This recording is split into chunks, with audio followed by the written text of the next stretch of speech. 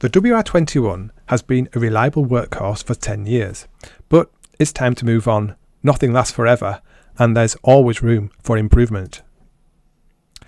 Many of Digi's customers are considering migrating from the WR21 to the iX20, Digi's recommended replacement. I'd like to explore some of the key improvements, hardware and software, between these two products. Let's start with the mounting options. Clearly, both can be mounted on a tabletop, but the iX20 also has mounting flanges to enable it to be easily screwed to virtually any other surface. There are some optional DIN rail mounts for the WR21, however the iX20 comes with a DIN rail mount as standard. Also, an optional alternative mount that allows it to be mounted like a book, long ways instead of flat against the DIN rail. The WR21 has a metal case and a wide temperature range, but it was never really designed to perform well at extreme temperatures like the WR31, for example. This is because it has no heat sinking on the CPU or the radio modem, as you can see inside here. The iX20, in contrast, has heat sinks built into the enclosure which are in contact with the key components such as the CPU and the radio modem. This ensures reliable operation for the long term in challenging environmental conditions. When it comes to performance, there really is no contest. A product designed 10 years ago clearly will not keep pace with a modern router. The WR21 is based on an IMX28 CPU, and this is the speed limiting factor. Depending upon the type of traffic, it's often difficult to get above 30 megabits per second with the WR21. The iX20, however, can do nearly 100 megabits per second, the speed of the Ethernet interface. Regarding the interfaces, both products have a serial port, both products have two Ethernet ports, but the iX20 has optional Wi-Fi. This is a very frequently requested missing feature on the WR21. The iX20 also has an upgradable core modem or cellular modem. This means it's possible for anyone to swap out or upgrade the modem in the future. For example, if you needed to connect to an LTE-M network or even a 5G network. I would argue that the most significant change is not the hardware, but the software. Digi Accelerated Linux, our new operating system, is a big step up in terms of functionality and also ease of use. Let's do some comparisons with SAR OS. A significant improvement is the auto APN detection. DAL is capable of detecting which APN to use automatically in many cases. This means zero-touch commissioning can be a reality. The iX20 can connect to Remote Manager as soon as the SIM card is installed and have its correct configuration and firmware pushed to it. So I've just factory defaulted this iX20 and I'm going to enter the username and password.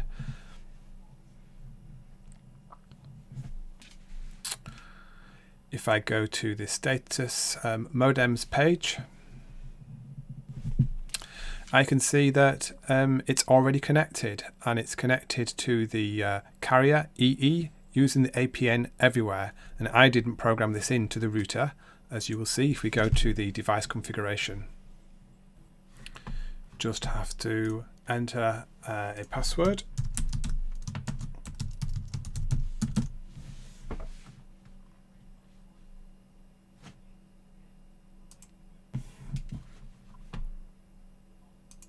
Go to network, interfaces, modem, APN list. You can see there are no APNs configured into the router. This means that Digi Remote Manager can now push the correct configuration and firmware down to the iX20. If I do the same thing with the WR21,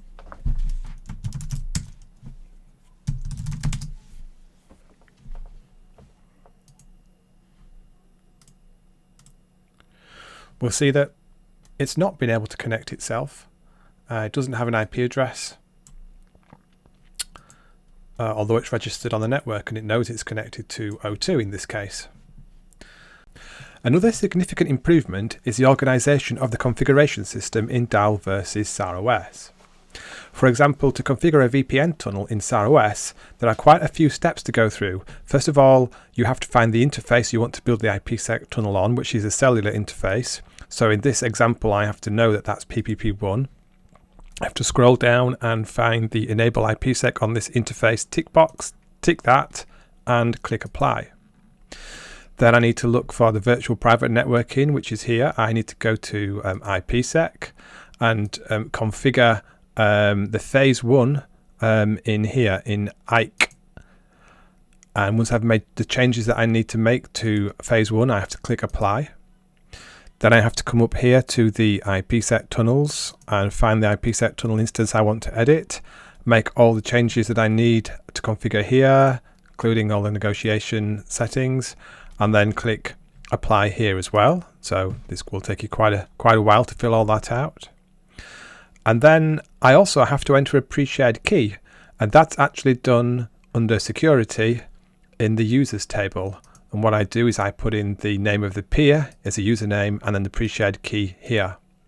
So I'm entering data in about 5 different menus in order to configure just a single IPsec tunnel. Switching to DAL, all of the configuration we need to build an IPsec tunnel is located conveniently under the VPN menu. VPN IPsec tunnels.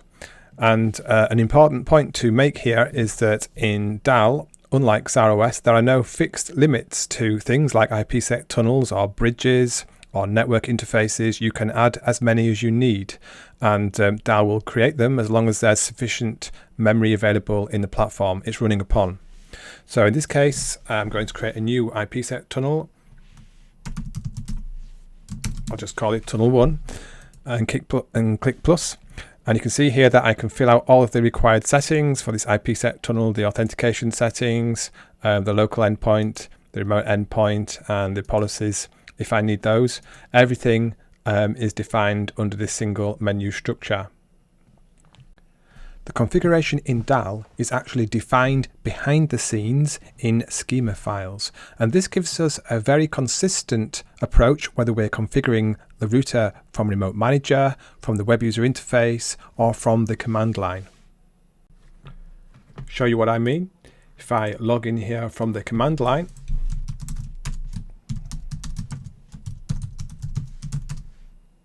and go to the admin CLI and type configuration ? I can see VPN ? IPsec ? tunnel, etc. So you can see it's following the exact same schema that we are following in the web user interface here. Whilst we're talking about the command line, it's worth pointing out that there are many other improvements compared with SAR/OS. To mention but 2, we have the much requested tab completion feature, and also the ability to hit ? at any point to see what commands are available. If you don't know what I mean by this, I'll just show you. I can hit ? here and see that I can type the config command. I can type CO tab and it will complete the rest of the word config for me. ? Again. And now I can type, for example, network space ? And now I'll type maybe interface int tab, and it will finish the command for me. In addition to this, we have much more comprehensive status commands from the command line as well in DAL compared with SAR/OS. So I can go, for example, show modem name modem to see all of the status items that are stored about the modem. Also, we could look at show network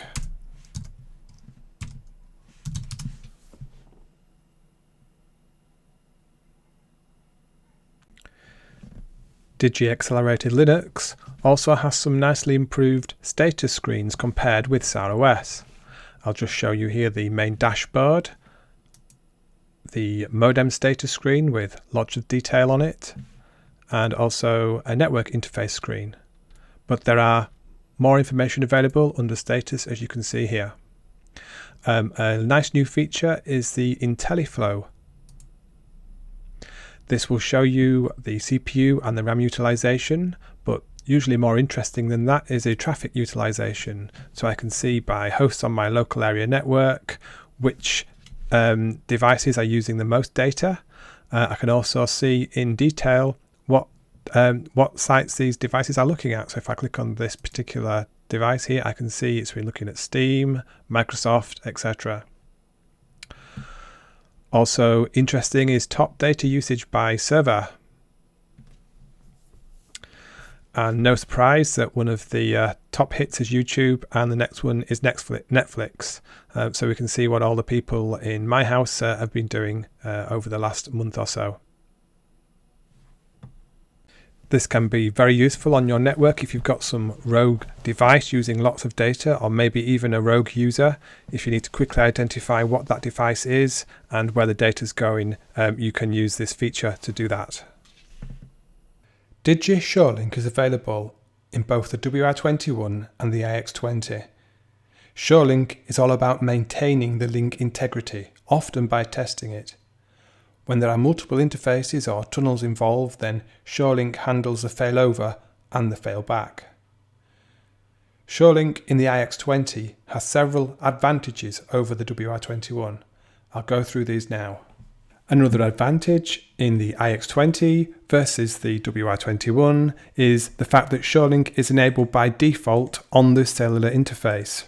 So for example, if I look at IPv4, SureLink test targets, you'll see that by default I've got two test targets configured, one to check if the interface is up and one to test the DNS servers on the interface. These might be DNS servers assigned by the ISP to the router, and the router will check that it can get a response from these on a regular basis, and if it cannot, it will take corrective action. Another improvement is the fact that we can add as many test targets as we want to SureLink in DAL. This was not possible on the WR21. You'll also note that there are multiple different test types, which is again an improvement versus the WR21. I can add a ping or a DNS or an HTTP test type, as well as testing that the interface is up. And by these combinations of different tests, I have a lot of flexibility that I didn't have with the WR21. Furthermore, these SureLink tests can be enabled for any type of interface, so I can enable them on an Ethernet interface as well. And not only just interfaces, but sometimes protocols. So for example, if I have an IPsec tunnel configured, I'll just create an IPsec tunnel now.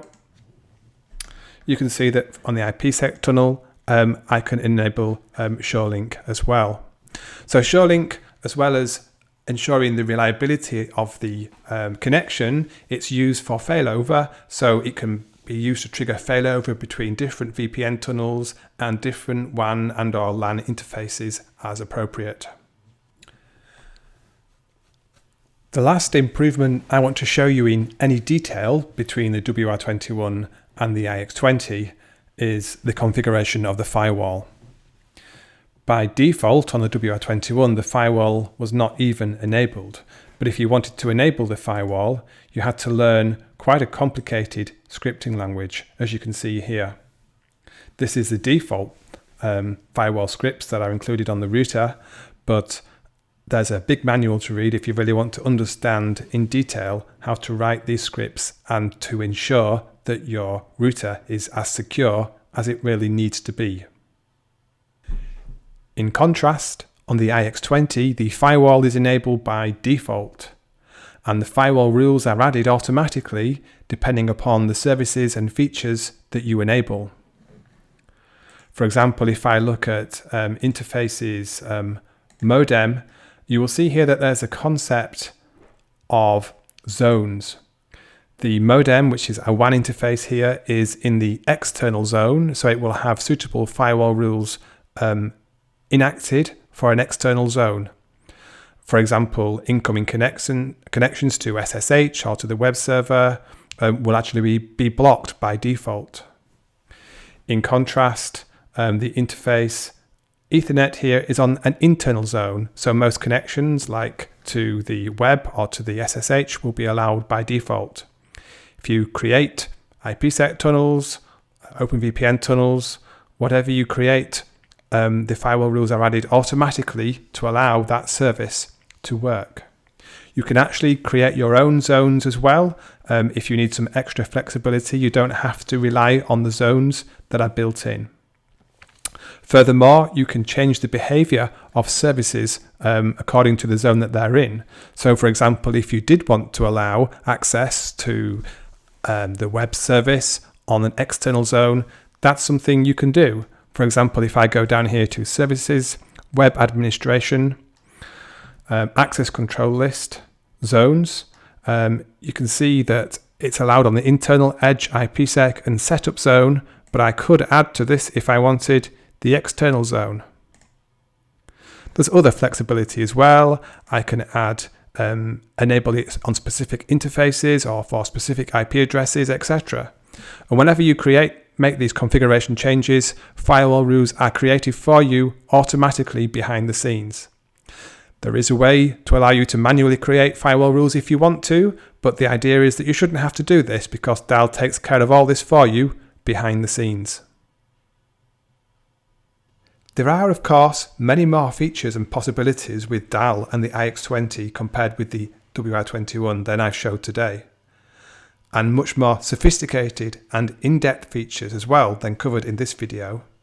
But a few examples may be policy-based routing over IPsec, load balancing, the ability to access the Linux shell, additional routing protocols, the ability to compile and run your own Linux C or C++ programs.